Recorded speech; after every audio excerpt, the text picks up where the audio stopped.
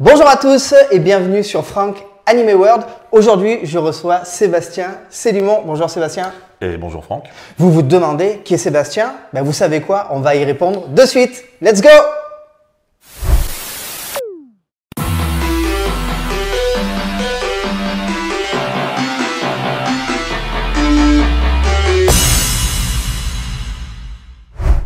Sébastien, quel plaisir de te recevoir aujourd'hui et merci d'ailleurs d'avoir accepté cette invitation. On va parler un petit peu de toi et puis je crois que tu as un beau projet à nous présenter. Je te laisse en premier lieu lancer l'introduction et puis te présenter puisque, allez, on te connaît peut-être pas forcément de visage, pas forcément de nom, mais je crois qu'il y a un magazine. Alors, j'ai pris celui-là vraiment à titre d'exemple. C'est pas parce que j'y suis dedans, mais pas du tout. Mais forcément, Animeland, je crois que vous connaissez tous, et ça fait partie, bien sûr, de ton parcours de vie, de ton parcours de carrière. Absolument. Et ça, tu vas nous l'expliquer de suite. Alors, je ne sais pas de combien de temps on dispose. Nous avons à peu près 10 heures de visionnage à faire. Voilà. Bon, vous allez voir, c'est génial. Eh bien… on va occulter la préhistoire. Oui, et voilà. C'est dommage parce que justement, c'est… Bon, alors, moi, j'ai commencé ma carrière il y a plus de 20 ans comme journaliste pigiste. J'arrivais de mes chères études à Aix-en-Provence en communication. Je voulais être journaliste et je suis allé frapper aux portes de différents médias dans la culture parce que ma grande passion à l'époque, c'était la bande dessinée, mes grandes passions, le cinéma, l'animation, enfin bref, la pop culture. Et je suis notamment arrivé chez Animeland. À l'époque, c'était Yvan Ouest-Laurence qui était le grand stratégaire qu'on salue d'ailleurs. Voilà, salut Yvan. Il y avait Stéphane Ferrand aussi qui a fait une autre trajectoire qui dans le manga par la suite. Salut Stéphane. Et j'ai commencé modestement comme pigiste chez eux avec des sujets très transversaux puisque j'arrivais pour parler de bande dessinée mais à travers l'animation par exemple. Ça a été toujours un petit peu ce qui m'a caractérisé, c'est-à-dire de partir d'un univers de pop culture ou d'un médium, la bande dessinée ici, et puis de voir comment est-ce qu'elle infuse dans les autres industries culturelles. Ça, c'est vraiment ma grande passion. Alors aujourd'hui, je suis servi, on va y revenir. Mais voilà, du coup, c'est comme ça que je suis arrivé à Animeland. J'ai travaillé à l'époque pendant 3-4 ans, de 2002 à 2005, donc 3 ans, un peu 3-4 ans, comme pigiste. Et puis, je me suis marié, j'avais besoin d'avoir des revenus plus stables, j'avais envie d'avancer un peu plus fortement dans la vie, et du coup, j'ai quitté Animeland pour aller travailler en Angleterre, dans le monde du jeu vidéo, pendant une année. Ça a été une année charnière pour moi. Et puis après, je suis revenu travailler dans des secteurs totalement différents, mais je suis un couteau suisse. Donc, voilà, c'est ça. Voilà, j'ai la chance d'avoir plusieurs cordes à mon arc, de la communication, de l'édition, du journalisme, de l'écriture. Du coup, évidemment, en fonction des opportunités, parce que il y a un moment, il faut aussi être pragmatique, se dire, voilà, je vais là où on veut bien de moi. Partant, je suis devenu attaché de presse, consultant en relations presse, dans la high-tech, donc pas forcément en lien direct avec la pop culture. Mais néanmoins, très vite, ça m'a gratté, j'avais envie d'écrire et donc j'ai créé un blog aumonde.fr. À l'époque, c'était en 2009, et donc le jour j'étais Peter Parker, le soir j'étais Spider-Man. Toi aussi. Moi aussi.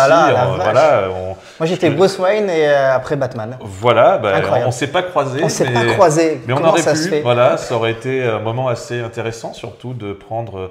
Non, je m'égare. Et donc, j'ai créé un blog au monde.fr qui s'appelait Le Comptoir de la BD, sous pseudo, parce que je ne pouvais pas trop mélanger ma figure, entre guillemets, publique d'attaché de presse avec quelqu'un qui faisait du blog.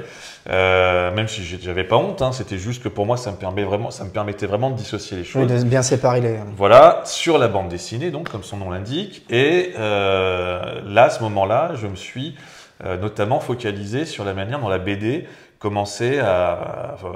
faisait plus que commencer, se diffuser sur les écrans. Et donc, il y avait de la création de BD numériques sur les blogs, sur des sites internet, dans des DVD à l'époque. Il y avait plein d'expérimentations de tous les côtés. J'en faisais écho sur mon blog. C'était vraiment un de mes mojos pour valoriser cette création-là parce qu'elle n'avait absolument aucune visibilité. Et donc, j'ai gardé cette passion et cette expertise de fait qui ont fait que j'ai été recruté au bout d'un certain temps par Glénat, grande maison d'édition de BD. Je ne connais pas du tout. Voilà, qui est juste l'éditeur qui a installé le marché du manga en France. Un mince exploit quand même. Glénat m'a proposé de devenir leur directeur du numérique et donc de créer from scratch un pôle numérique dans la maison d'édition. Et alors là, c'était pour moi une expérience assez géniale parce qu'en fait, je crée un métier. Puisque c'est tellement à l'avant-garde, c'est tellement nouveau que voilà, il y avait tout à inventer et moi, je me suis totalement épanoui là-dedans avec justement des enjeux parfois très terre-à-terre, parfois un petit peu fastidieux, parfois un petit peu... comment dire, épuisant, et en même temps, une énergie, de la nouveauté, enrichissant en tout cas. Hyper enrichissant, et puis non, mais c'est passionnant de créer quelque chose vraiment qui n'existe pas. Ouais. Voilà, donc on a un peu droit à l'erreur, pas trop quand même, mais surtout, c'est vraiment, on devient forgeron en forgeant. C'est galvanisant, et puis oui, c'est très enrichissant en tout cas. Ouais. Absolument. Ça, et partant, donc j'ai fait ça pendant plus de 4 ans chez Glénat. Et puis, c'était en 2016, on a pris une décision avec ma femme. On habitait dans la région parisienne à l'époque, de dire Paris, basta. Ça suffit. Comme on dit dans le sud, basta. Voilà, les Parisiens, on vous admire, franchement, vraiment. De vivre à Paris, d'être dans ce rythme-là, dans cette pression-là, mais c'était plus pour nous. Voilà. On avait et on a toujours 3 enfants, et on s'est dit quand même, pour des raisons après plus personnelles, plus intimes, ça serait bien que dans notre deuxième partie de carrière, dans notre deuxième partie de vie, on se dise ok, on va vivre dans un endroit un peu plus calme, un peu plus serein, plus proche de nos familles, voilà. Et on est venu s'installer en Provence, à Monteux dans un premier temps, et puis ensuite à Carpentras. Donc vraiment c'est collé. Et moi je suis arrivé évidemment avec tout mon background, avec mes envies, avec mes connaissances, avec des idées un peu farfelues. Et je me suis monté en indépendant, c'est-à-dire j'ai créé une société en disant voilà, je propose un certain nombre de services. Au début c'était assez dur dans la mesure où tous mes clients étaient à Paris, donc en fait j'avais quitté Paris, mais je devais y retourner de manière très régulière. Et puis. Et d'ailleurs, est-ce que ça devient un handicap, pas sur le côté éloignement, bien que oui c'est à propos, mais sur le côté maintenant il est en province. Alors est-ce qu'il n'y a pas une espèce de petit dénigrement par rapport à ça? Non, pas de dénigrement. Par contre, il y a quand tu n'es plus sur la photo, tu n'es plus sur la photo. Voilà, ok. Voilà. Loin des yeux, loin du cœur. Oui, alors c'est un peu ça, mais honnêtement c'est surtout parce que quand tu travailles dans une société, alors je parle de toutes les sociétés dans l'industrie culturelle, que tu es avec tes collègues, que tu es dans une dynamique, que tu es dans un rythme, que tu es parfois même dans un train-train, ceux qui sont partis, sont partis. Et si toi, tu fais pas l'effort de dire « Hey les gars, je suis toujours là » ou « Hey les gars, on peut faire des choses ensemble même si je suis à 700 km », parfois, il y a des choses qui se font, parfois, il est loin, quoi. Tu vois, donc, ça part pas du tout d'une approche de dire « C'est bon, il a dégagé ». Ça part tout simplement du fait qu'on a suffisamment à faire dans notre propre société avec tout ce qu'on a déjà à faire pour pas forcément, sauf si vraiment, et ça j'ai mis du temps évidemment à faire éclore ça, j'arrive moi ou d'autres, on arrive avec des propositions qu'ils n'ont pas sous la main, avec des leviers de croissance qu'ils n'ont pas sous la main, etc. Et ça, justement, j'ai profité notamment de la pandémie pour réfléchir à qu'est-ce que je pouvais développer dans mes domaines d'expertise. Et ça a correspondu avec une très jolie coïncidence, c'est que Animeland, on a commencé avec Animeland, est venu me voir parce qu'en fait, ils m'ont commandé un bouquin, le groupe qui gère le magazine Animeland, m'a commandé un bouquin sur Stan Lee. Donc, rien à voir avec l'animation de prime abord. C'était un peu moins d'1 an après la disparition du grand maître du comics américain. Et on m'a dit on aimerait bien faire un panorama. On avait un premier auteur, il fait pas l'affaire. On nous a glissé ton nom. Voyons voir ce que tu peux faire. Donc, moi, je me suis évidemment éclaté à faire ce bouquin. Mais vraiment, c'était super passionnant. Du coup, c'était aussi intéressant de questionner. Stan Lee, c'est un homme qui a beaucoup écrit sa propre légende. Et donc, quand on écrit sa légende, on n'est pas toujours hyper soucieux de la réalité, de la vérité, L'objectivité. de l'objectivité. Et puis, parfois, il s'est attribué un rôle un peu plus important qu'il ne l'était en réalité. Parfois, il s'est attribué des pouvoirs qui n'étaient pas forcément complètement les siens. Un exemple qui est quand même assez drôle, c'est que si on s'amuse à parcourir les différentes interviews qu'il a données au cours de sa vie sur les origines de Spider-Man, on se rend compte en fait il y a 3-4 versions différentes, mais vraiment différentes. Ouais. C'est-à-dire c'est pas la marge, c'est vraiment, c'est d'un coup, je regardais ma lampe et j'ai vu une araignée, je me suis dit si on faisait un homme araignée. Un autre coup, c'est non, mais en fait c'est un personnage que j'avais déjà créé avec, enfin bref, donc dès lors qu'il y a des variations, c'est soit tout est vrai mais c'est pas possible, soit tout est faux, ce qui est plus possible, soit c'est à moitié vrai, à moitié faux. Bref, et donc moi je me suis amusé typiquement sur Spider-Man à creuser la question et à me rendre compte que en fait Spider-Man, s'il est là et s'il a la popularité, il ne le doit qu'à un seul facteur, le plébiscite du public. Parce que pour l'anecdote, Spider-Man a été publié dans un magazine, dans le dernier numéro d'un magazine. Ça veut dire quoi? Ça veut dire que Stan Lee et ses camarades avaient prévu d'arrêter un magazine et ils ont dit bon, il nous reste un numéro à faire. Il faut qu'on le remplisse avec des choses qui n'ont pas d'intérêt parce que sinon, comme il s'arrête le magazine, de toute façon, on va pas miser dessus. Donc, on va prendre des trucs un peu, on n'y croit pas trop. Et ils ont mis Spider-Man, qu'ils avaient fait dessiner par un dessinateur, Steve Ditko, qui était un peu spé, donc, pour le dire autrement, dans les faits, Spider-Man, c'est pas un truc sur lequel ils se disent « Ok, ça va être le prochain carton ». Parce que si c'est le prochain carton, tu fais pas ça. Voilà. Or, ce qui s'est passé, c'est qu'ils ont sorti la première histoire de Spider-Man, qui est vraiment le canon, qu'on retrouve dans tous les reboots, c'est-à-dire la mort de l'oncle Ben, vraiment la manière dont il est mordu par l'araignée, c'est vraiment tout y est, c'est assez extraordinaire. Et c'est au bout de quelques semaines, parce qu'à l'époque on parle en semaines, on parle voire en mois, le facteur qui sonne et qui dit les gars, on a ça pour vous. C'est quoi? C'est des lettres des lecteurs. Et les lecteurs en fait avaient tellement accroché à Spider-Man que là ils se sont dit je crois que peut-être que ce petit gars là, Peter Parker, dont on va peut-être en faire quelque chose. On va peut-être en faire quelque chose. Apparemment Steve, t'es pas si nul, on va peut-être te garder, tu vas nous faire et voilà. Et donc forcément, c'est moins glorieux que de dire « Ah, mais j'ai eu une inspiration divine. » Voilà. Alors, ça n'empêche pas, évidemment, qu'il y a un talent absolument prodigieux derrière ça. Je veux dire que ça soit Jack Kirby qui a donné l'esthétique de Spider-Man, que ça soit Stan Lee qui a donné plus ou moins l'histoire et une impulsion. Son rôle n'est pas minimisé. Mais c'est juste que, dans les faits, si on est vraiment terre à terre, c'est le public. Voilà. Et c'est très bien d'ailleurs, tant mieux. Parce de toute façon, dans toutes les choses artistiques, la finalité, c'est le public. Et c'est lui qui va dire, j'adhère pas, j'aime pas. Et les choses, des fois, qui démarrent petit, effectivement, l'engouement fait que… Alors, aujourd'hui, on le voit amplifié, bien sûr, avec les réseaux sociaux, les choses comme ça. Oui. Mais en tout cas, c'est bien le public qui font les artistes ou qui donnent des impulsions et qui créent le plébiscite. Absolument. Et puis, ça remet un peu… Et dans la durée aussi. Parce dans la durée, il n'y a pas que l'effet immédiat. Oui. Il y a aussi dans la durée, c'est-à-dire que Spider-Man, ça a combien? Mon Dieu. 63, 64. Voilà. Donc ça a 60 ça perdure. 60 ans. Il y a des choses qui perdurent comme ça depuis des décennies et des décennies. Et le public continue à l'encenser. Donc ça veut bien dire que voilà. Alors après, on va peut-être pas faire l'émission là-dessus. Je pense que je serais ravi, ceci dit.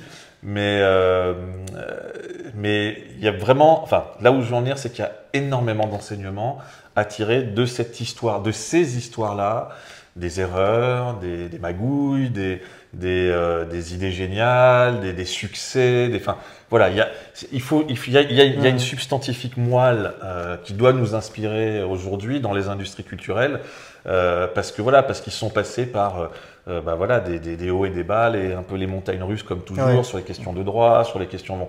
Et du coup, ces personnages qu'on peut chérir, ces univers qu'on peut adorer, derrière il y a de l'humain, derrière il y a des gens qui ont été volés, derrière il y a des gens qui au contraire ont touché le Graal.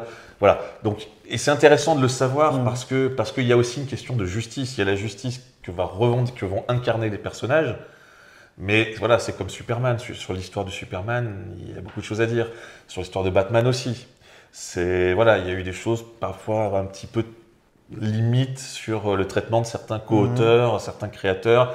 Bon voilà, c'est comme ça. Ce qui est bien, c'est qu'on commence à le savoir. Ce qui est bien, c'est qu'il y a des chercheurs sérieux qui mettent vraiment le village au milieu, l'église au milieu du village, comme on disait autrefois.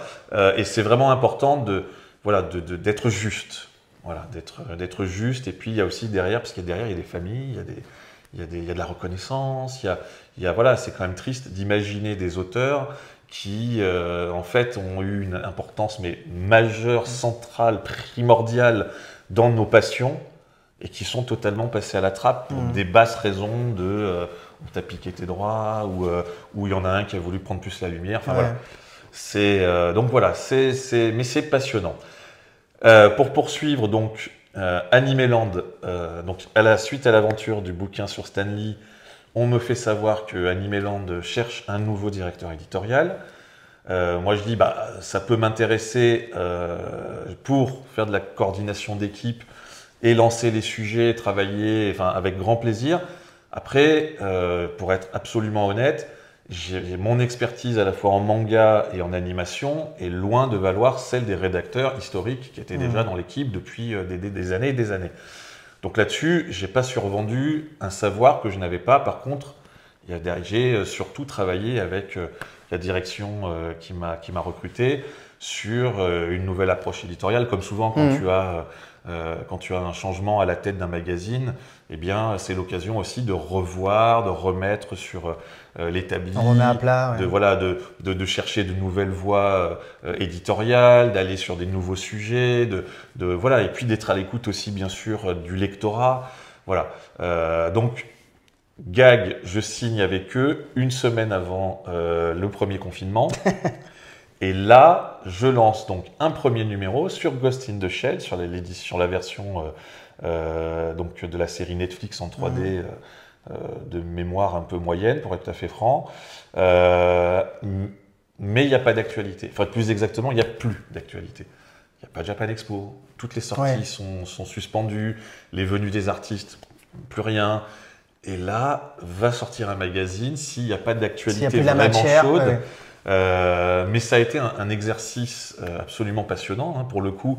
Là aussi, il faut faire preuve d'ingéniosité, il faut aller, il faut reconstituer une équipe. Donc, mettre cette équipe devant cette réalité-là, le temps que ça dure, sachant que si on se remet dans le contexte, on n'avait pas de visibilité, combien de temps ça allait durer. Voilà. Donc, on a avancé pas à pas, dans le brouillard, un peu, mais surtout, ça a permis. En tout cas, moi, ça m'a permis de constituer un noyau de collaborateurs et de collaboratrices plutôt fidèles et puis quali, quoi, tu vois, des gens humainement super et professionnellement enthousiasmants. Voilà, avec des retours. Ce qui était amusant, c'était de faire travailler, par exemple, justement, un Yvan West-Laurence, ou un Rui Pasquale avec qui j'avais commencé il y a 25 ans avant presque, qui sont des personnalités assez fortes, qui ont des méthodes de travail parfois pas simples, et en tout cas pas simples pour quelqu'un, enfin pour les miennes en tout cas. Donc c'était assez rigolo d'avoir ce côté à la fois revival de ma première partie de mon début de carrière, et puis forcément de quelqu'un qui a 20 ans de plus avec 20 ans de bouteille. Voilà, c'était assez chouette. Et comment je mets du liant dans tout ça? Comment je mets du liant? Alors je reconnais volontiers. Moi, j'étais donc basé en Provence et l'essentiel de mon équipe était à Paris. J'avais des gens au Japon, j'avais des gens à Lyon, j'avais quelqu'un en Espagne, mais objectivement, c'était pas simple et moi, j'ai fait un certain nombre d'erreurs. Je le reconnais volontiers. Il y a des choses qui ont très bien marché. Hein. Mais je veux dire, après, ça fait partie Moi, je suis vraiment partisan de tirer des enseignements à la fois des succès, mais aussi des erreurs. Bien sûr. J'ai envie de dire, surtout des erreurs.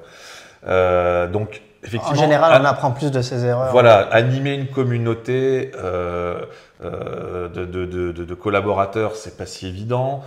Objectivement, comme je disais, on avançait pas à pas, l'actualité étant extrêmement difficile à anticiper. On avait des demandes qui étaient auprès notamment des Japonais pour des images, pour des interviews, c'était pas simple évidemment parce que tout le monde était un peu à se poser des questions sur comment les choses allaient tourner. Et du coup, on a fait le temps de constituer l'équipe, de faire des numéros pour se faire la main, etc. Bon an, mal an, on a réussi à avoir une production assez de plus en plus forte, de mon point de vue de plus en plus qualitative, et puis voilà. Et puis après, ça a duré un peu plus de 3 ans cette aventure. Parfois des super satisfactions, parfois des déceptions, parfois on a fait des très beaux hors-série sur les Chevaliers du Zodiac, sur Saint Seiya, donc sur Goldorak, sur Ghibli, on a fait l'encyclopédie des animés, donc c'est une sacrée aventure éditoriale. On a fait des très beaux numéros, encore une fois, parfois à l'aveugle, c'est-à-dire on a fait un numéro en mettant Captain Tsubasa en couverture pour les Jeux Olympiques. On a fait un spécial sport et animé. Sauf que au moment d'envoyer en impression, on ne savait toujours pas si les Jeux Olympiques de Tokyo avaient lieu ou pas. C'est-à-dire que, en gros, autant on avait bon, autant ils annulaient tout, et autant on faisait un magazine pour parler d'un événement qui en réalité n'a pas lieu. C'est quand même assez dingue.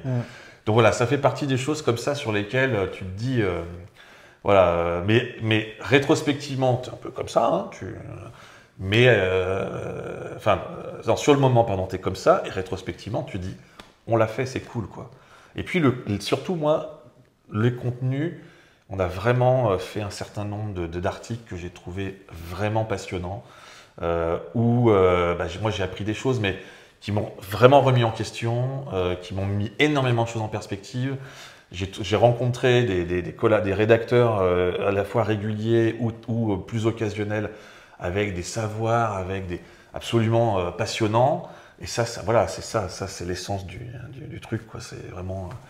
Donc voilà, mais j'ai terminé ma mission avec Animeland au mois de mai on était arrivé à la fin d'un cycle. Il y avait aussi des ambitions par ailleurs de collaborateurs dans l'équipe, et moi je voyais bien que je m'essoufflais, que à distance finalement c'est pas simple, être franc, que même moi, encore une fois, dans mes erreurs, il y avait des questions de délai que j'arrivais pas toujours à respecter pour quand on fait un magazine, on doit rendre un fichier qui doit partir en impression, et quand tu attends encore ou qu'on te demande d'attendre encore parce que on n'a pas la validation du Japon, parce qu'il y a ci, parce qu'il y a ça, parfois ils te demandent juste oui, alors est-ce que vous pourriez juste agrandir un petit peu le copyright, mais pour savoir ça va prendre 1 semaine, 2 semaines. Il y a une latence, une inertie en tout cas. Et puis parfois c'est oui, tout va bien, et puis la veille, finalement on le fait plus. Ça va plus. Voilà. Et là tu sais pas toujours pourquoi, parce qu'un truc qui est quand même assez compliqué, c'est que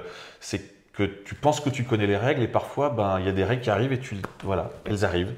Et tu dois t'y plier, ou tu es censé t'y plier, et tu te dis mais en fait pourquoi, tu vois. Donc là aussi il y avait une certaine usure à ce niveau-là, en tout cas pas que de ma part, mais un peu global.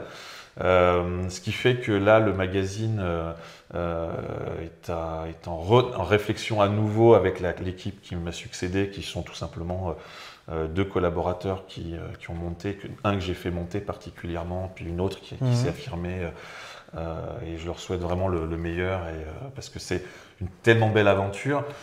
Animeland, c'est vraiment un magazine. Avant moi, il y a eu peut-être 4 ou 5 rédacteurs en chef. Après moi, il y en aura d'autres et c'est très bien. Moi, je suis un passeur en fait, c'est un relais. Donc, c'est pas mon magazine, j'ai eu l'immense opportunité d'en être directeur éditorial pendant plus de 3 ans.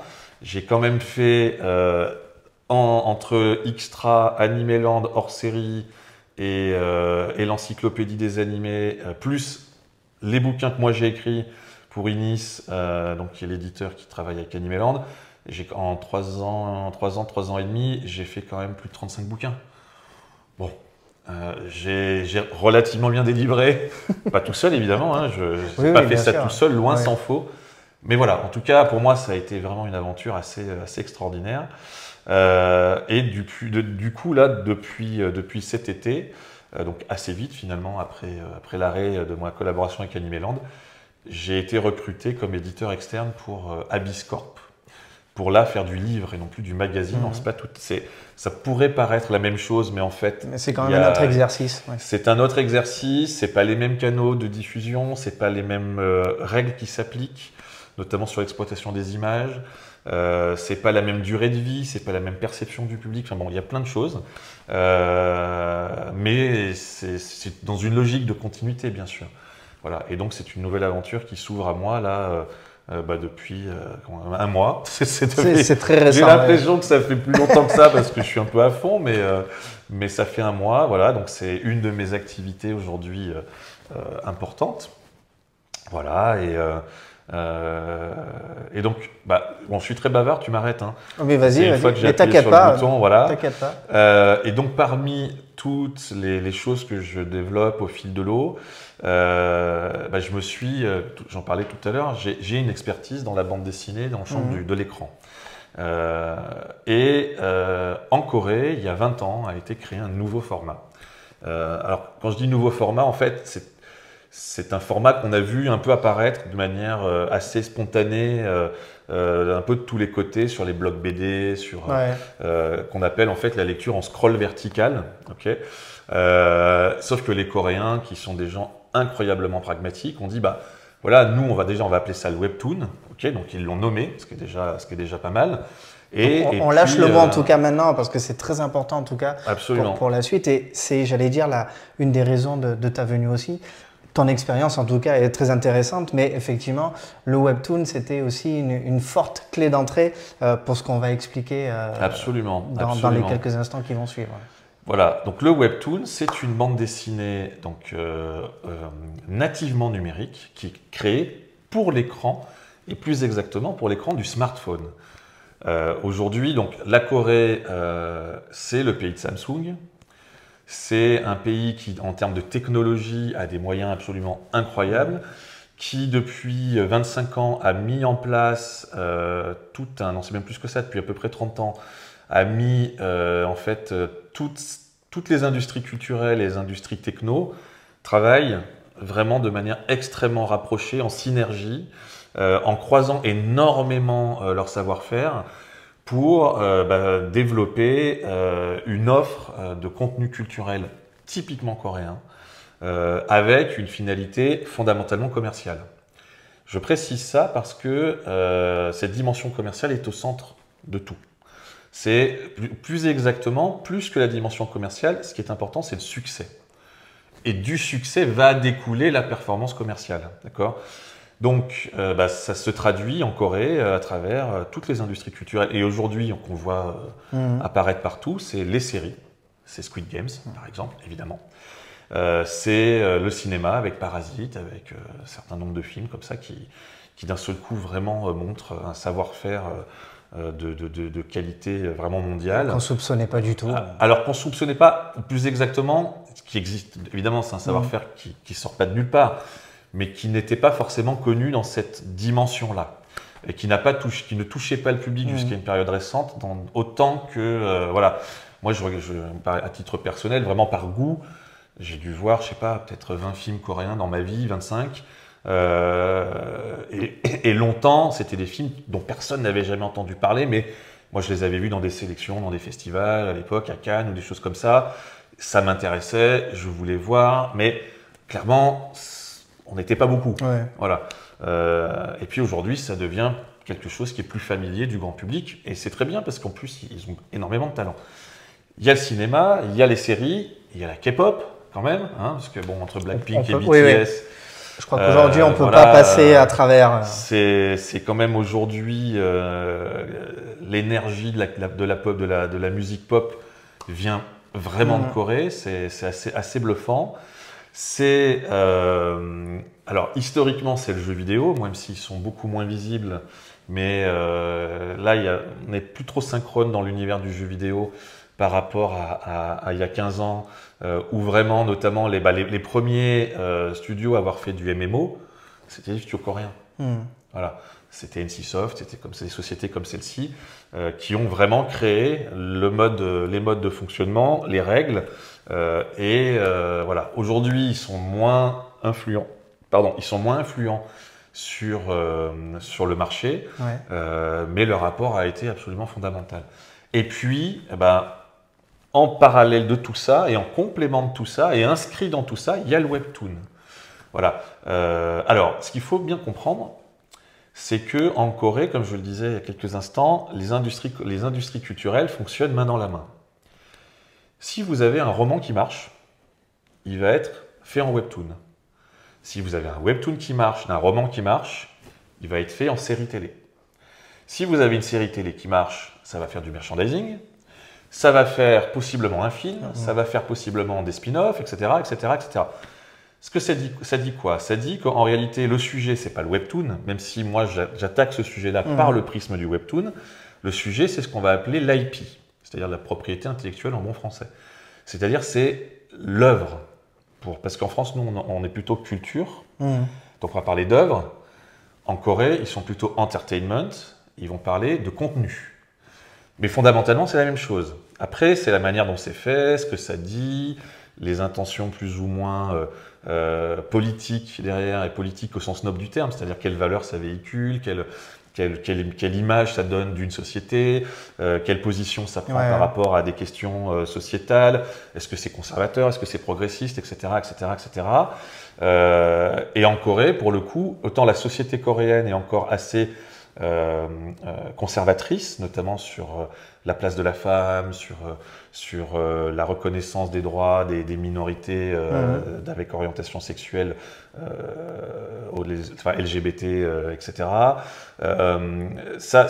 La société elle-même, c'est encore un peu, voilà, il faut qu'elle bouge, mais la revendication culturelle d'un certain progressisme pour la société coréenne passe par la création et notamment le webtoon.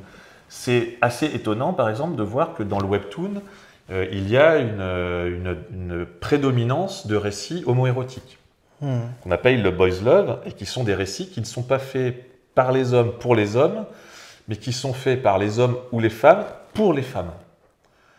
Et donc ça découle de pas mal de phénomènes en Asie, au Japon, en Thaïlande, en Indonésie et en Corée. Donc c'est pas un phénomène qui est isolé à la Corée, mais c'est extrêmement intéressant de voir que ça passe par la fiction pour dire voilà, en fait ça pose pas de problème, ça ne devrait pas poser de problème. Voilà. Dans les faits, dans la réalité, les homosexuels ne sont pas forcément hyper épanouis en Corée, ils n'ont pas forcément les droits que nous que nous en France ils ont obtenus. Eh bien, mais par contre, la fiction pose les choses différemment, et ça permet aussi de normaliser la relation entre deux hommes ou la relation entre deux femmes. Et de faire avancer les sujets, quoi qu'il en soit. Et de faire avancer la compréhension, de battre en brèche les peurs qui peuvent être associées à ces questions-là. Enfin voilà, bref. Donc ils sont assez progressistes. Et le webtoon, donc vraiment, agit comme un aiguillon. Au même titre, encore une fois, j'insiste, que toutes les autres industries culturelles. Alors c'est très paradoxal parce que, par exemple, les idoles, donc les stars de la K-pop, elles n'ont pas le droit d'avoir une vie sexuelle, elles n'ont pas le droit de... C'est hyper... Elles sont, mais c'est... Hyper strict. Elles sont... comment dire, c'est comme. J'allais dire, elles sont marquées à la culotte, c'est-à-dire vraiment l'expression. Oui, alors c'est ça, et puis elles sont, je cherche le terme, mais totalement dépendantes des médias, des réseaux sociaux. Quand je dis dépendantes, alors c'est-à-dire qu'elles sont vraiment, mais sous l'œil du microscope à longueur de temps, elles-mêmes jouant le jeu de règles sociétales parfois assez, à mon sens, assez obscènes et néfastes, parce qu'il y a quand même des stars de la K-pop qui se sont suicidées à cause de harcèlement en ligne. Et, enfin voilà, ça va parfois trop loin. Une pression extrême. C'est ça, puis c'est l'expression aussi d'une bêtise, d'un ostracisme. Enfin, c'est le meilleur, mais aussi le moins bon, quoi. Enfin, voilà, on connaît ça en France aussi. Hein, je veux dire, tout ça, c'est des problèmes qui sont partout. Mais voilà, là-bas, c'est très exacerbé. Et donc, on a ce côté-là, d'un seul coup, il faut avoir des idoles parfaites, ou parfaites. Et en même temps, dans la fiction, parce qu'on n'est pas dans la réalité, dans la fiction, des représentations qui soient beaucoup plus permissives, où la femme a plus d'autonomie, où la femme peut être plus autonome, où elle est capable de dire non à l'homme. Enfin voilà, il y a tout ça fait que voilà, c'est un pays qui est en plein de paradoxes et de contradictions, et en même temps d'une vitalité, d'une énergie absolument incroyable, très inspirant. Si on doit comparer régionalement, aujourd'hui la Corée est vraiment culturellement, prend l'ascendant sur le Japon, sur la Chine, c'est vraiment il y a un moment Corée. Hein, voilà, alors ça a été formalisé sous le terme Hallyu, qui veut dire vague en chinois. C'est-à-dire qu'il y a une vague de soft power et de pop culture coréenne qui se déverse, qui a commencé d'abord bien sûr sur la Chine, le Japon, sur l'Extrême-Orient, et qui aujourd'hui continue de se déverser sur le monde entier de manière coordonnée, de manière extrêmement efficace, avec une compréhension mais extrêmement fine des spécificités de chaque territoire. Voilà, c'est quand même dingue de se dire que Bercy est rempli à ras-bord pour des chanteuses qui chantent en coréen, quoi. Moi, je trouve ça assez génial en termes de passerelle entre des cultures, parce que voilà, autant l'anglais on le pratique, autant le coréen personne ne comprend. Enfin, je veux dire, voilà, on a eu ce phénomène-là dans une mesure beaucoup moins importante avec la J-pop. Aujourd'hui, la K-pop. C'est ce que j'allais dire. Voilà, presque le japonais aujourd'hui est devenu familier, mais peut-être pour ceux qui, on va dire culturellement parlant, s'intéressent bien sûr à tout ce qui est manga, à tout ce qui est culture, japanimation, etc. Ça fait quand même 20 ans qu'on a des VO qui sont là, voire même plus de 20 ans. Et du coup, on commence, même si on ne connaît pas forcément la langue, mais à force de l'entendre, de l'écouter, voire même de la lire pour certains qui ont appris quelques caractères, en tout cas, la langue nous paraît beaucoup plus familière que peut-être pour nos parents, qui pour elles était une langue complètement étrangère, mais on a peut-être aujourd'hui une proximité. Une familiarité avec la langue japonaise. Alors il y a ça. Et aujourd'hui, c'est ce qui se passe peut-être et ce qui va peut-être se passer avec la Corée. C'est un fait. En fait, avec le coréen. L'exotisme. Vraiment, l'exotisme, c'est l'intérêt pour l'autre, pour l'étranger. C'est vraiment ça, ce qu'on appelle l'exotisme. C'est voilà. Eh bien, là, l'exotisme, l'intérêt pour l'exotisme coréen est très évident. Ça se traduit par des inscriptions en langues orientales qui ont explosé. Ça se traduit par évidemment ce plébiscite de plus en plus fort via la K-pop. Enfin voilà, moi j'ai une de mes meilleures amies qui à 40 ans s'est mise à regarder les dramas, qui apprend le coréen, qui en plus est extrêmement douée. Donc elle va à une vitesse folle. Elle est dans les concerts de groupes de K-pop avec des jeunes filles de 15 à 20 ans, et elle leur en démontre. Hein, c'est-à-dire, elle connaît mieux les chansons elle connaît les chorés. Enfin, alors évidemment, elle a pas, c'est pas la jeunesse entre guillemets. Mais ce qui est chouette, c'est ce côté fédérateur justement. Voilà. Alors pour revenir dans cette effervescence coréenne, donc le webtoon est apparu. Et le webtoon, même si nous on n'en a absolument pas conscience en France, c'est pour une très grande majorité des récits qui ont d'abord été écrits sous forme de nouvelles ou de romans, qui ont été validés par le public. C'est très très important. Ça rejoint un petit peu Stanley avec Spider-Man. C'est des modèles qui en fait qu'on connaît, hein, c'est pas et dont on va dire ok, puisque ça m'a marché en web novel, on a l'histoire, maintenant on va la dessiner. Et une fois qu'on a l'histoire écrite et qu'en plus elle est dessinée, on est un producteur audiovisuel, l'histoire elle est validée par le public, le dessin il est validé par le public, on a déjà un book. Si on veut faire une adaptation, en fait, tout est fait en fait, tu vois. Donc c'est malin, c'est super malin. Et donc aujourd'hui, il y a des dizaines de séries télé coréennes qui sont des adaptations de webtoon, lesquelles sont déjà des adaptations de nouvelles. Voilà. Et donc moi, mon sujet depuis 2020-2021, sur la région, c'est de développer un festival, j'allais dire le seul, c'est faux désormais, mais le premier festival entièrement dédié au webtoon en Europe. Voilà. Alors je suis le pionnier, je suis plus le seul puisqu'il y a un festival qui va ouvrir à La Rochelle juste avant le mien, donc bienvenue les gars et c'est top parce qu'en plus voilà c'est chouette qu'il y ait des initiatives de ce type-là et voilà et donc à Monteux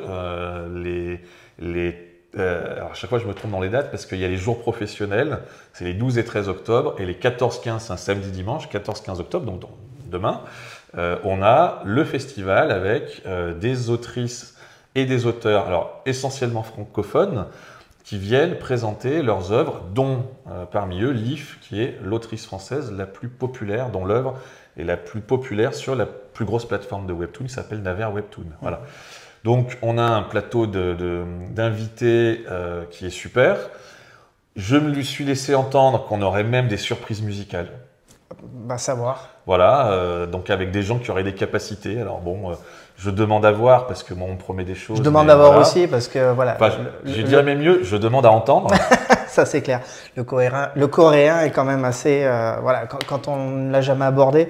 En tout cas, bien sûr, on pourrait dire c'est comme du chinois, mais c'est voilà. C'est ça. On va pas refaire les blagues des inconnus de l'époque, mais c'est ça. Et voilà. Et en fait, c'est un festival. Donc c'est la deuxième édition. On a fait la première édition l'année dernière. On a essuyé les plâtres. Et là aussi. C'est ça qui est très important, c'est que voilà, là pour le coup, c'est ton deuxième pas coup d'essai, mais tu as fait une première édition. En tout cas l'année dernière, voilà, c'était pour vraiment lancer les choses. Oui. Là aujourd'hui cette année, vous allez essayer, voilà, d'asseoir un peu plus le sujet. Disons que comme tout projet qui se développe, la première édition c'était vraiment un laboratoire parce que là encore, tout à l'heure je parlais de Glénat où je crée un métier, là je crée un festival où il n'y a pas de précédent. Donc je suis un petit peu, pour faire un parallèle, je suis un petit peu comme les gens des cartoonistes à Toulon il y a bientôt 30 ans, qui créent la première convention Japanime, manga et consorts à Toulon. En fait, il n'y a pas de précédent, quoi. Qu'est-ce qu'on fait dans une convention? Alors oui, il y a les exemples au Japon, oui, il y a les exemples aux États-Unis. Mais la version française, qu'est-ce qu'on met dedans, quoi? Ça, ouais. Et là, si je puis dire, moi j'aime bien me rajouter des difficultés, puisqu'en fait, toi aussi. J'aime bien, ouais, non, mais c'est cette émulation aussi qui me fait me lever le matin. Mais là, il y a vraiment pas de précédent. Donc je vais m'inspirer de ce que je sais, de ce que je connais très bien dans le monde des festivals BD. Des conventions, Japan Expo, j'en ai fait 15 et les autres aussi. Et voilà. Donc, je vois, je sais, il y a des choses que j'aime, des choses que j'aime pas, des choses dont j'ai envie, des choses, c'est pas possible. Donc voilà. Après, j'ai évidemment pas les moyens de Japan Expo, c'est pas mon sujet. Donc je fais avec pas grand chose. Et en même temps, en me disant, pas grand chose, en fait, c'est une chance. Parce que du coup, tu démarres, tu peux tenter des trucs, quoi. T'as pas la tête sur le bio en te disant si ça marche pas, c'est la mort, il faut virer 15 personnes. On n'en est pas là. On en est au moment où il y a une mobilisation des auteurs et des autrices webtoon qui est vraiment, moi, qui m'honore et je suis absolument ravi. Il y a un intérêt croissant du public, il y a c'est fondamental, les acteurs institutionnels du territoire qui soutiennent la démarche parce que voilà, moi je les évangélise beaucoup pour dire voilà, le webtoon c'est ça, voici les potentialités, voici comment ça s'inscrit dans les industries culturelles. Parce que en parallèle de l'événement lui-même c'est vraiment l'histoire de mettre le webtoon sur la carte et dans l'agenda. Mais c'est aussi une manière de dire l'écosystème webtoon en Corée qui a 25 ans, la France, elle a des ambitions. Voilà, L'Europe, elle a des ambitions d'aller concurrencer. Il y a des acteurs extrêmement importants, typiquement Média Participation, qui est le plus grand groupe d'édition de bande dessinée en Europe. Ils font du webtoon. Voilà ce que j'allais te Et dire. quand ils font du webtoon, ils veulent faire du Ils le font webtoon en parallèle. pour aller avec une dimension européenne. Avec Donc, des ambitions. voilà, avec des moyens, avec des ambitions, avec des compétences. Donc ces acteurs-là, j'ai l'impression, ils sont plutôt contents qu'il y ait des initiatives comme la mienne qui leur donnent des espaces de visibilité où il y a la possibilité de rencontrer leurs pairs, où il y a des échanges, où il y a du dialogue, où il y a la possibilité de rencontrer bien sûr les publics. Ça, c'est fondamental. Mais alors faut vraiment mettre les choses dans l'ordre, on est au début. Oui. Début de l'histoire. Moi, mon rêve, c'est que dans 15 ans, je serai plus vieux, mais dans 15 ans, autour de Monteux, sur la région, il y ait un écosystème webtoon qui se soit développé, avec des passerelles avec les États-Unis, avec la Corée, avec les pays européens évidemment, que ça soit soutenu par les institutions, que les auteurs aient un statut vraiment protecteur, enfin voilà, qui est un écosystème qui permette à la fois la créativité de pouvoir s'exprimer en étant dans des conditions dignes, décentes et qui permettent de vivre, hein, tout simplement, à la fois aux auteurs et à la fois aux autres acteurs. Et puis de la même manière que les Coréens ont leurs sujets, nous, on a nos sujets. C'est pas, certains croisent la question du genre, la question des identités aujourd'hui, c'est vraiment un sujet global, la question de MeToo, la question des violences sexuelles, ça c'est entre guillemets, c'est mondialisé, mais il y a les questions environnementales, il y a les questions de cohésion européenne, il y a les questions d'essayer de comprendre notre temps, de notre dépendance à certaines industries qui peuvent être mortifères, tu vois, pour la planète, et voilà. Donc tous ces sujets-là, ils sont faits pour être saisis par les créateurs.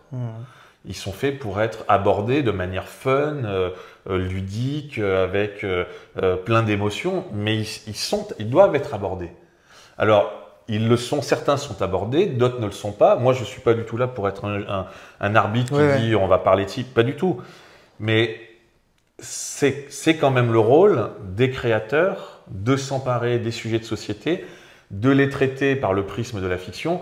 Je vais donner un exemple parce qu'il faut toujours s'amuser à regarder ce qui se passe ailleurs pour vraiment créer des synergies et des passerelles. Il n'y a pas mieux qu'un roman policier pour être sensibilisé sur des problèmes sociétaux dans des communautés, dans des quartiers, dans des secteurs. Le roman policier, c'est fait pour ça. C'est fondamentalement fait pour ça. C'est-à-dire que quand vous allez lire un roman policier, en réalité, vous allez découvrir un drame chez un patron, chez un employé, dans un secteur, avec des us et coutumes particulières. Voilà. Et c'est vraiment le roman policier est fondamentalement une dénonciation. C'est vraiment, ça sert à ça. Voilà. Je parle vraiment du roman policier, je parle pas du thriller, je parle pas de... Le roman policier, historiquement, c'est ça. C'est des auteurs qui sont dans la dénonciation, mais qui le font par le prisme et qui, justement, par le biais de l'enquête, essayent de mettre droit à ce qui était de travers. C'est ça le roman policier. C'est la société, à travers le policier, résout des problèmes dont elle a la responsabilité. Voilà. Responsabilité, non pas qu'elle en est la cause, mais qu'elle doit résoudre. C'est son rôle de les résoudre. Voilà, donc trouver le coupable, mais trouver le coupable ne suffit pas en fait. C'est parfois poser aussi le sujet du est-ce que le système est bien adapté. Un auteur dont j'aime énormément le travail, c'est Dennis Lehane, qui est un romancier de romans policiers, de polar américain. Tout se passe à Boston. Et lui, à la base, c'est un travailleur social spécialisé dans la maltraitance à l'enfance. Et donc, il y a les 3/4 de ses romans, un moment qui va traiter de ce sujet-là, et qui va le traiter par des angles très différents. Et ce qui est passionnant, c'est que souvent, évidemment, sous le couvert de la fiction, il y a de l'humour dans ces romans, hein, c'est pas sinistre, c'est pas forcément sinistre. Ouais. Eh bien, il va te poser des sujets où tu te dis la loi est mal faite, où il te dit on a encore du chemin, où tu te dis eh ben là il y a une piste, une solution qui est suggérée. C'est pas des gens qui sont nécessairement des donneurs de leçons. Ouais. C'est des gens qui vont poser des situations et qui, par le jeu ils vont de la mettre fiction, le doigt sur quelque chose. Va faire, parce que c'est le contraste en fait des actes qui font que d'un seul coup, on va être sensibilisé à un sujet. Et ça, c'est absolument passionnant. C'est vraiment à observer. Alors, à lire, c'est évidemment des romans policiers, par définition, c'est captivant et tu as envie de savoir la suite, etc. Mais derrière, encore une fois, c'est ce que ça te dit d'une société à un instant donné. Et ça, c'est hyper intéressant. Voilà. Donc voilà, tout ça pour revenir au webtoon, parce que le webtoon, au même titre que tous les univers, tous les espaces médiatiques où on a de la fiction, où on va vous raconter des histoires, eh bien, il y a une dimension politique, cette fameuse dimension politique qui est, qu'est-ce qu'on dit? Est-ce qu'on dit que l'homme blanc est supérieur à l'homme noir? Ou est-ce qu'on dit qu'on est tous égaux?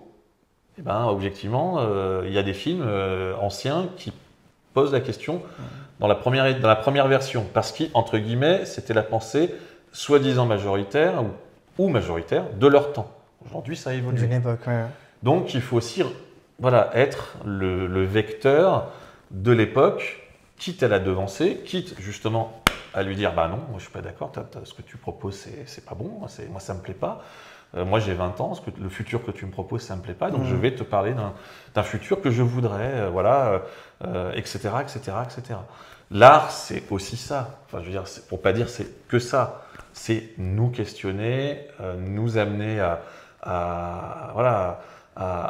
affirmer à la fois ce qu'on est, ce qu'on aimerait être, ce qu'on ne veut pas être, et puis c'est un miroir en fait, c'est un miroir de l'âme. Donc le webtoon au même titre que le reste, même si aujourd'hui une particularité du webtoon, en tout cas du webtoon coréen, c'est qu'ils sont plutôt calibrés pour donner l'impression que surtout, il ne faut pas que ça dépasse.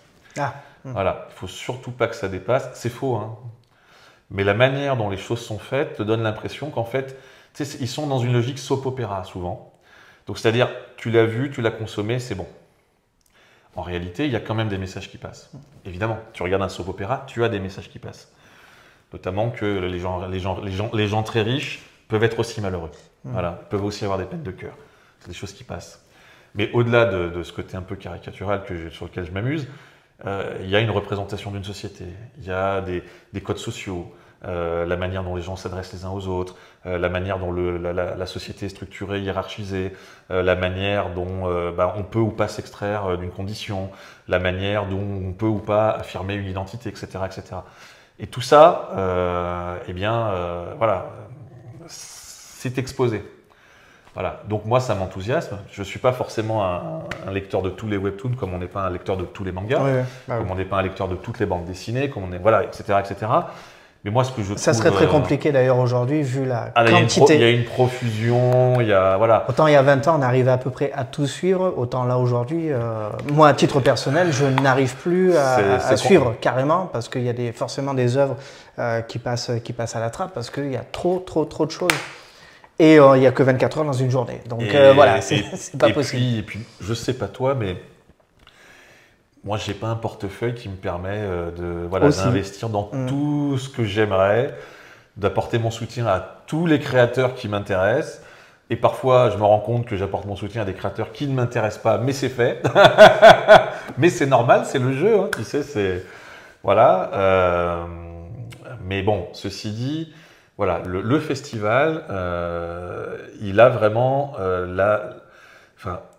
parce que c'est aussi ma personnalité qui transparaît là, c'est à la fois, moi je veux que les choses, alors c'est marrant de dire que ça comme ça, mais je le veux, je veux que ça se fasse dans la convivialité, c'est-à-dire, voilà,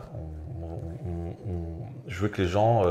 on vient partager une expérience, on vient vivre une expérience. Et puis se mettre dans des dispositions d'esprit ouvertes. C'est-à-dire que, alors je vais parler plutôt de la partie pro parce que c'est c'est quand même un truc très important dans le festival objectivement, à tout point de vue, parce que ça fait découvrir à des professionnels le territoire, ils viennent échanger, parler de leur métier.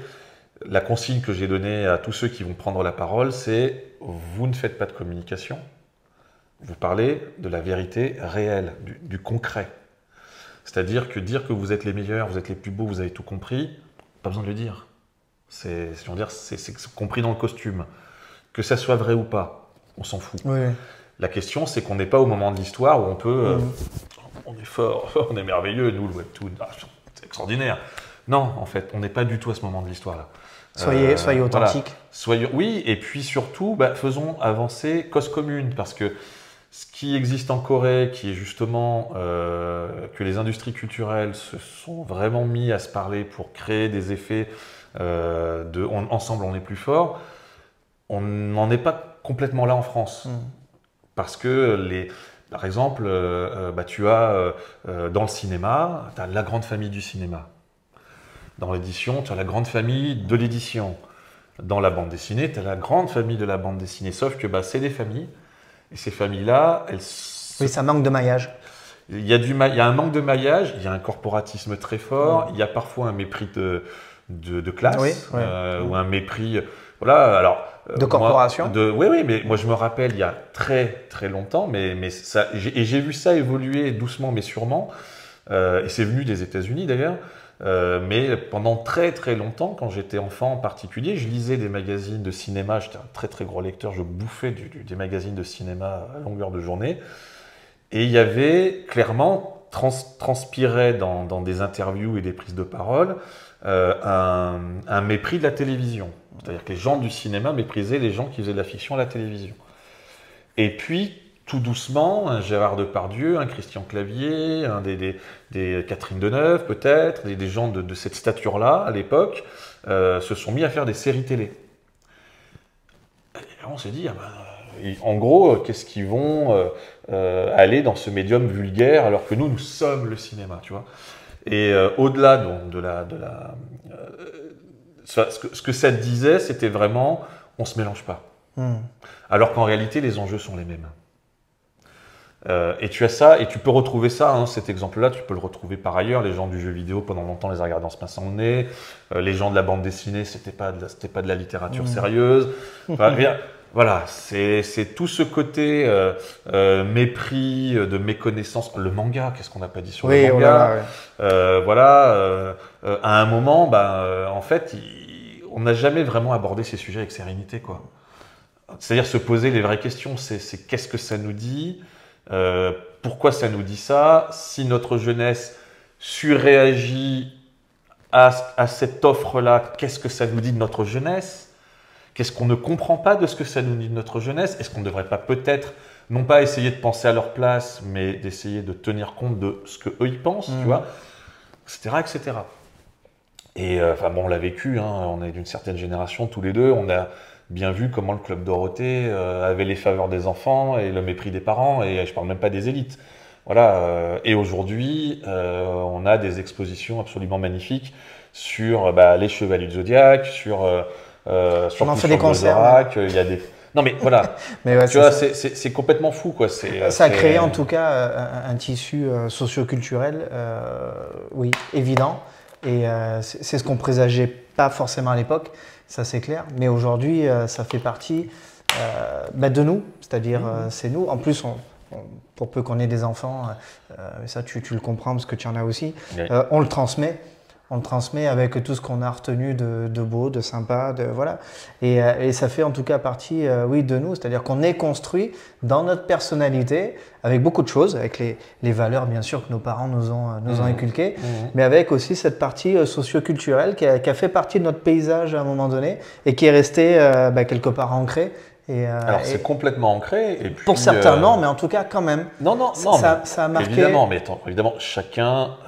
Les goûts tous les goûts sont dans la nature. T'as ça, mais surtout, comme tu viens de le dire, l'important, c'est que toutes les jeunesses à toutes les époques aient la possibilité d'avoir accès à une variété d'offres culturelles suffisamment variées et larges pour se dire, ok, il y a des choses qui peuvent me correspondre.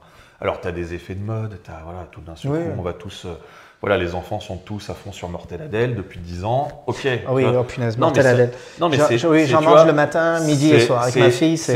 Voilà, c'est ça. Moi, ça me parle pas, mais je vois ma fille de 10 ans, elle est à fond sur Mortel Adèle, mais je comprends pourquoi. Ouais. Parce qu'elle lui parle elle lui parle bien de ce qu'elle doit lui parler à cet âge-là. Et moi, je suis pas méga fan parce que voilà, mais je comprends. Tu vois, et je vais surtout pas l'empêcher de lire Mortel Adèle parce qu'au contraire, j'ai envie de dire, il faut qu'elle se confronte. Et du coup, pour moi, quand je fais le festival, et c'est vrai dans la plupart des événements de ma vie professionnelle et dans mes démarches, même humainement parlant, moi je suis pas un homme de case. Pour moi, c'est important de créer des ponts. Quand Glénat est venu me chercher en 2012, c'est parce que je parlais le langage d'Apple, d'Amazon et que je parlais le langage de la bande dessinée. Et en fait, on n'était pas si nombreux que ça. Voilà. Et donc, là où moi, pendant très longtemps, on est bien sur ce divan, je vais commencer à raconter ma petite enfance. Mais il est rouge, pas pour rien. Hein, mais je comprends. J'ai tout fait exprès. Tout pensé. J'ai tout fait exprès. Je te félicite.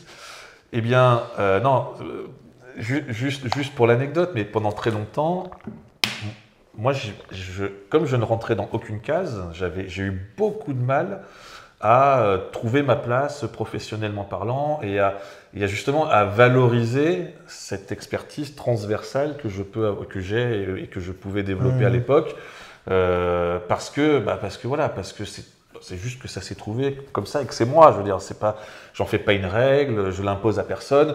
C'est juste que moi, mon sujet, c'était de me dire, je veux comprendre comment quelqu'un qui est dans sa chambre de chômeur ou de chômeuse, je pense à J.K. Rowling, d'un seul coup, va écrire un roman qui va partir de manière... Enfin voilà, ça me fascine.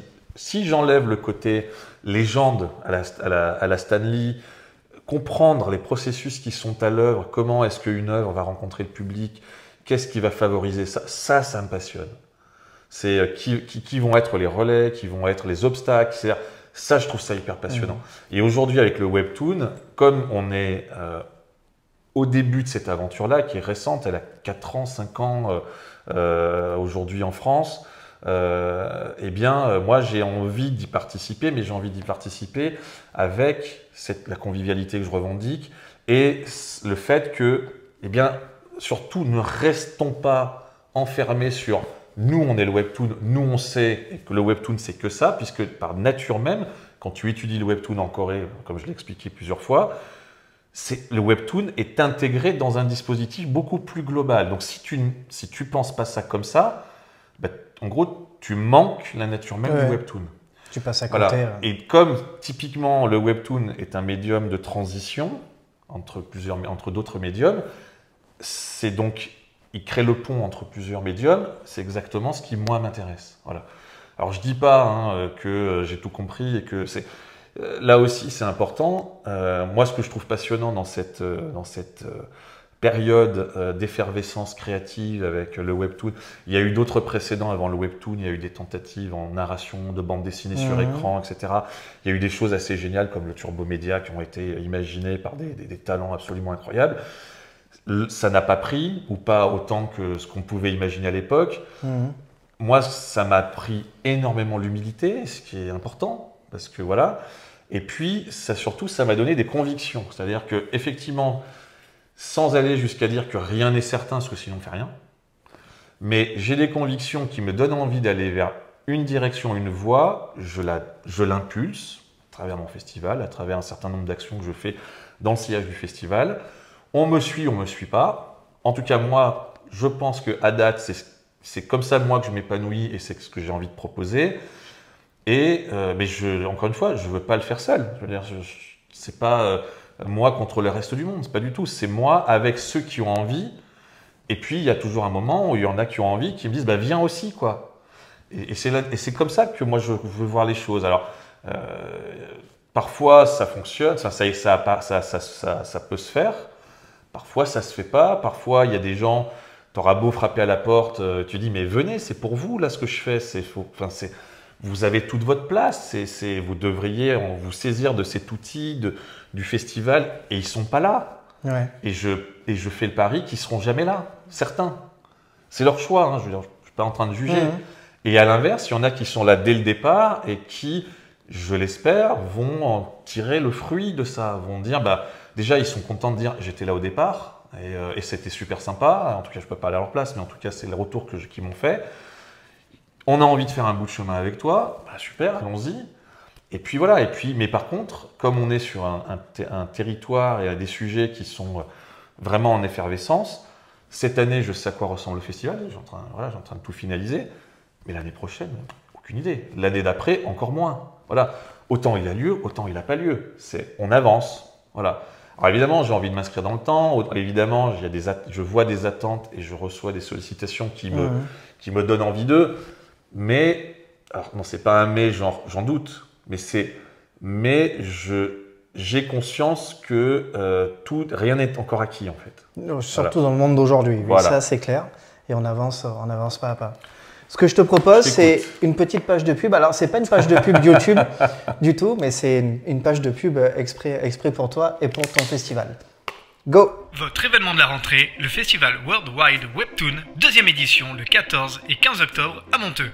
Au programme des rencontres dédicaces avec de nombreux artistes, Leaf, Sian, Cécile Garcia, Art of K, Kenji Toon, Gooplin, Webtoon Café, The Neb Studio et de nombreuses animations comme le concours cosplay, des avant-premières, des conférences, des ateliers et des jeux. Le festival Worldwide Webtoon 2e édition, c'est le 14 et 15 octobre à Monteux. Renseignements et billetterie sur www.worldwidewebtoon.com.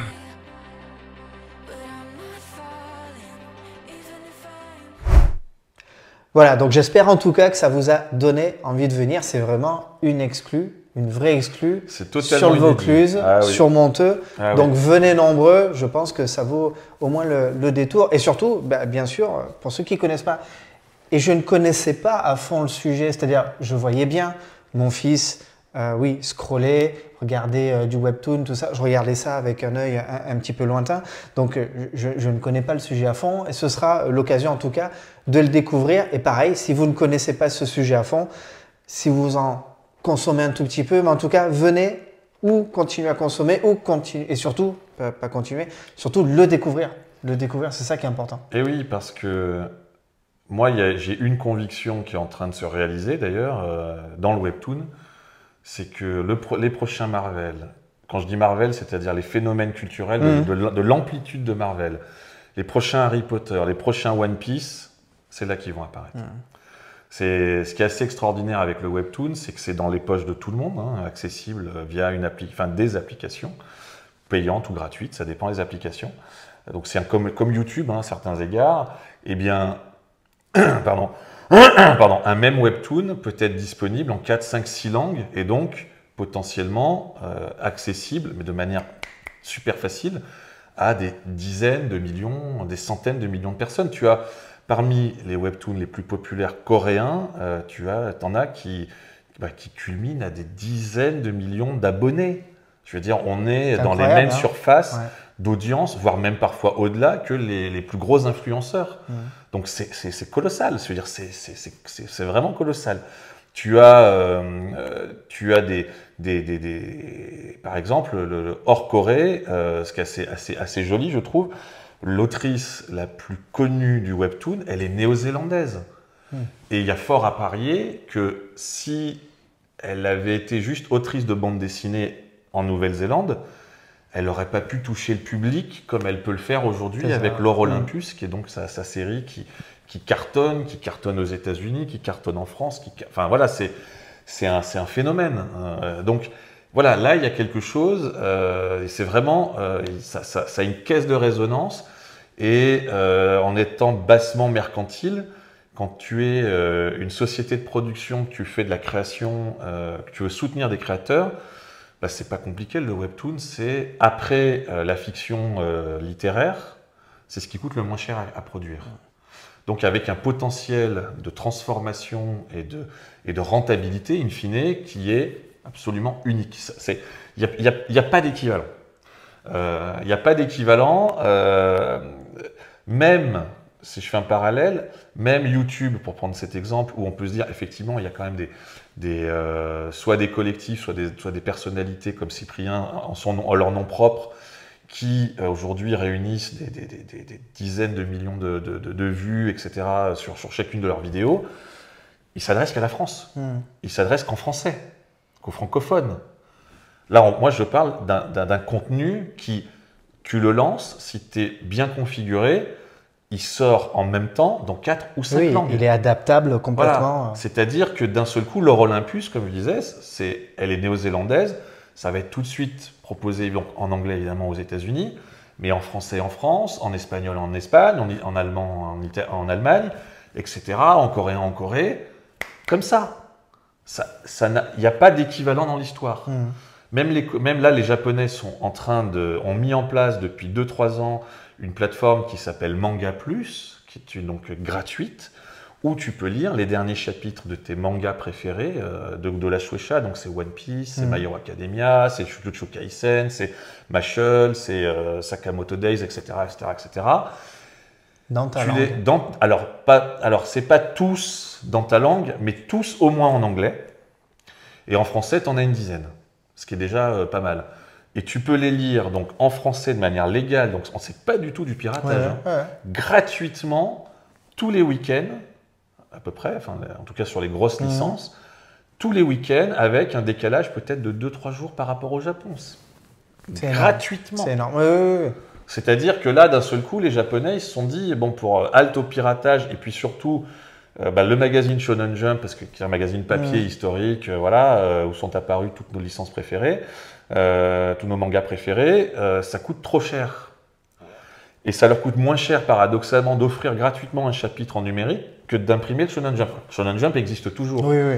Mais je veux dire, par le biais de la publicité, par le biais de services, etc., etc., et surtout par le fait qu'ils ont compris que la popularité, elle passe aussi par se dire, ok, on sait qu'on ne va pas gagner d'argent ni sur le Shonen Jump, ni suffisamment sur l'application, mais en tout cas, par le biais de l'application, on sait quelles sont les séries qui vraiment vont cartonner. Spy X Family, par exemple, a commencé là.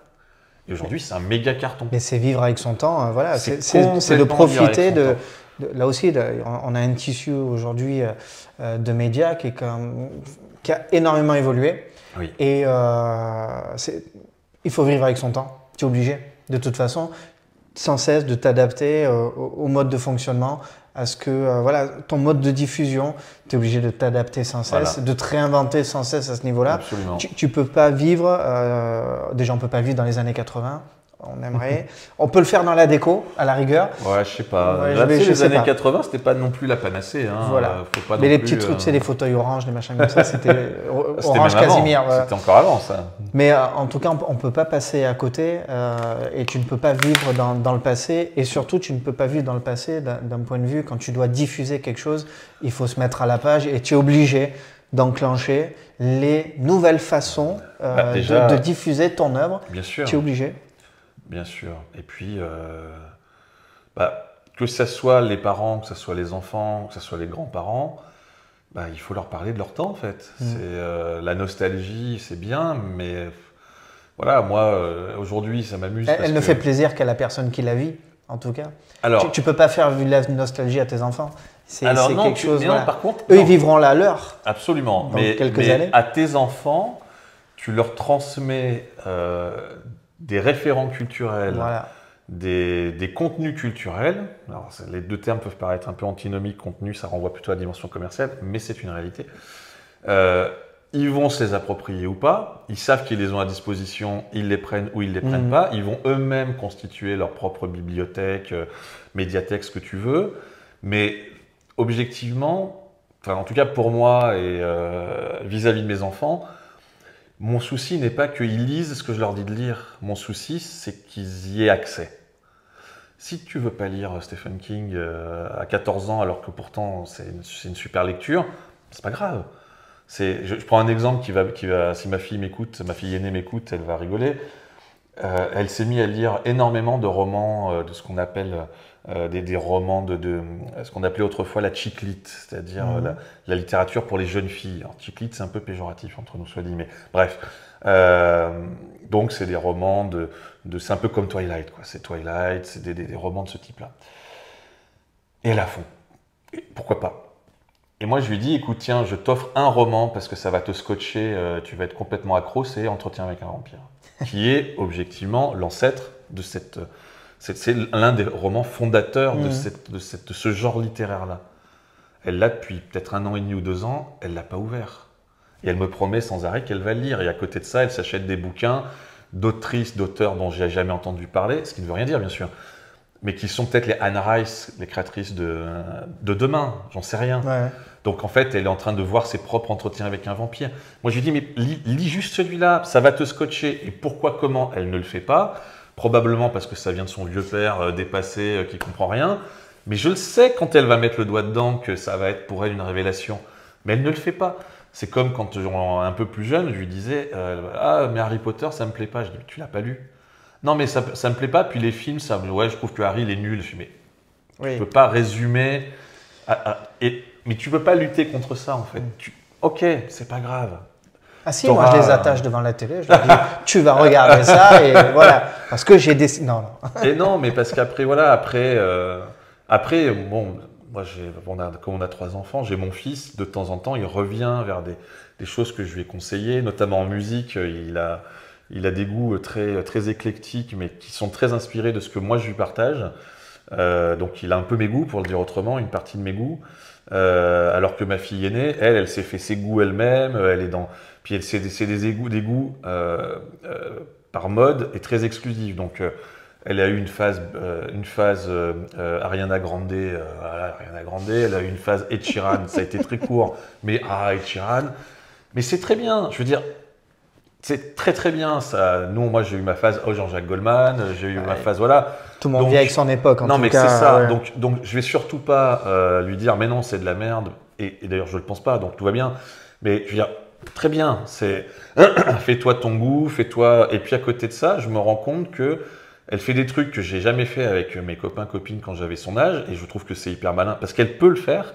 C'est qu'ils se lancent des challenges, c'est-à-dire ils se disent ok cette semaine c'est que du rap américain, et ils écoutent pendant toute la semaine, ils se font toute l'histoire du rap américain.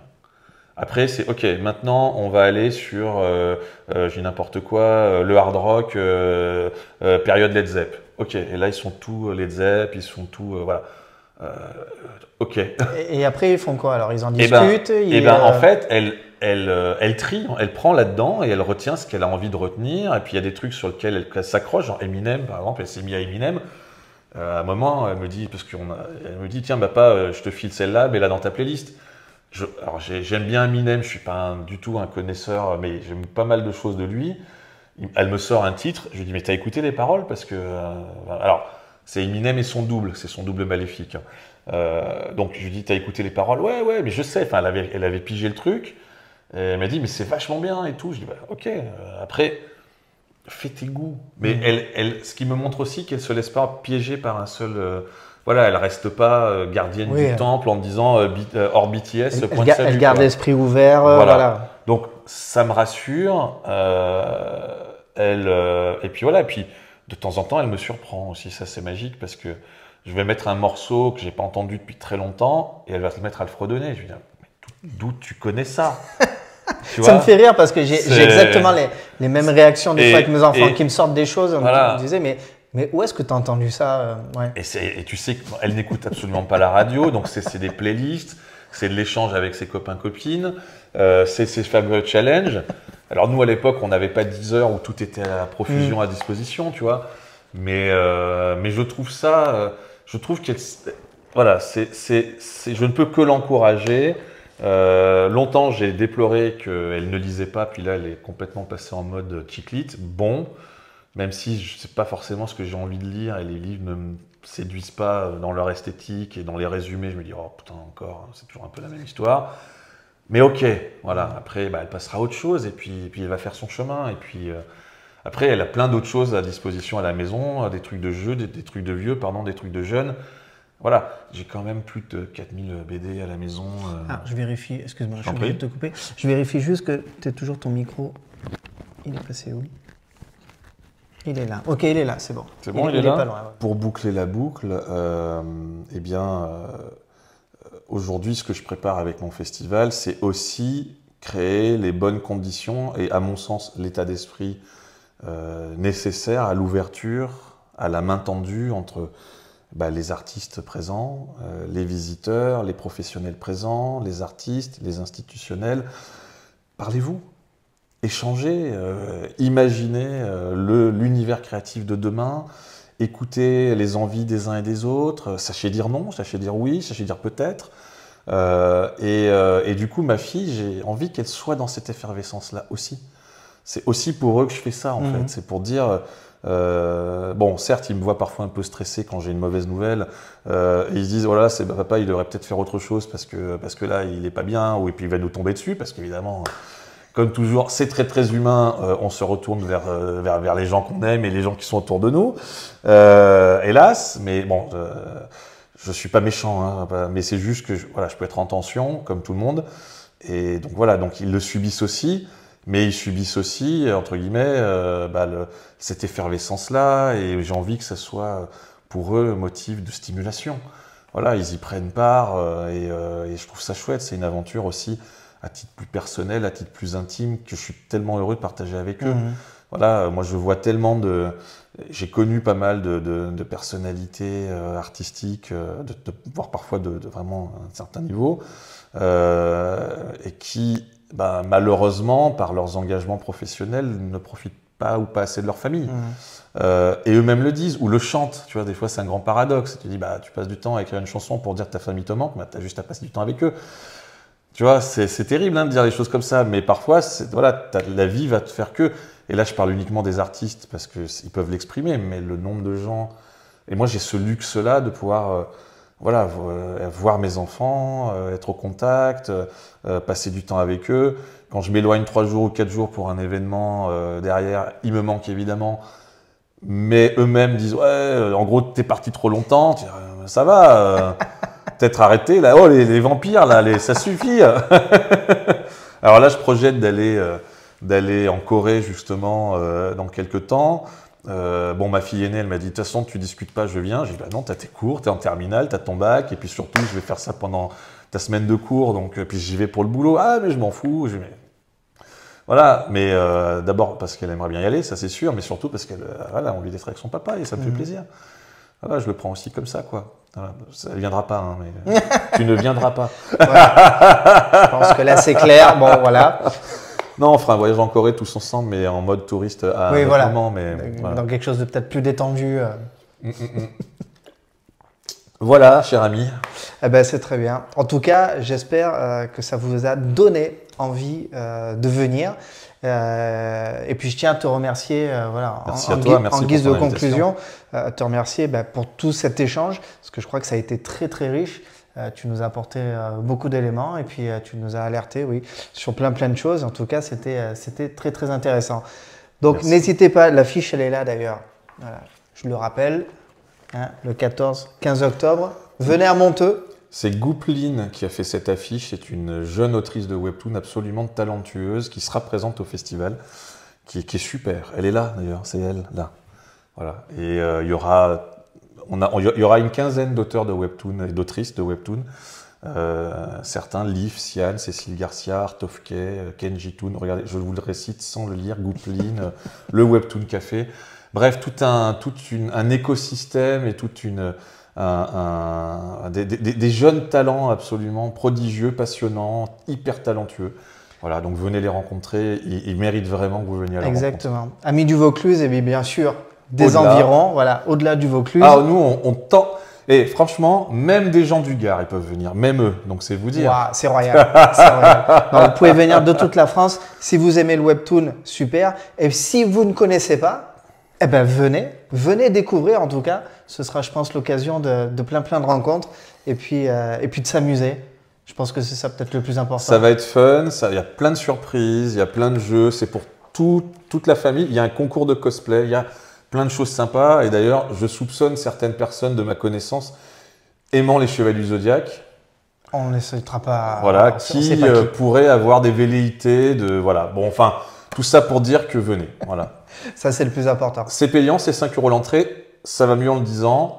Oui, c'est vrai, t'as raison. Voilà, c'est parce que voilà, il faut bien qu'on paye la salle, qu'on paye les artistes, etc., etc. Enfin, non, mais je pense, enfin, toute honnêteté, toute transparence, je pense que 5 € c'est très très abordable. Comparativement à d'autres conventions de ce type, il n'y en a pas beaucoup, mais en tout cas voilà, j'essaye d'être raisonnable. Après, on verra s'il faut être beaucoup plus ambitieux. Ça sera sur inscription pour des VIP. Voilà, mais c'est pas mon délire, les VIP. Hein. Tu l'as compris. Donc, voilà. Oui, exactement. Donc, en tout cas, venez nombreux. Merci. Sébastien, je te dis à très très bientôt. Merci Franck. En tout cas, une belle continuation. Et puis je te dis merde comme on dit dans le milieu. J'entends. Voilà, en tout cas, voilà, bonne chance pour ce festival. On se voit au mois d'octobre. Voilà. Et on se verra forcément, on va se croiser sûrement là-bas, je pense. Ça, à coup sûr. À très très bientôt. Merci. À bientôt les amis. À bientôt. Ciao, ciao.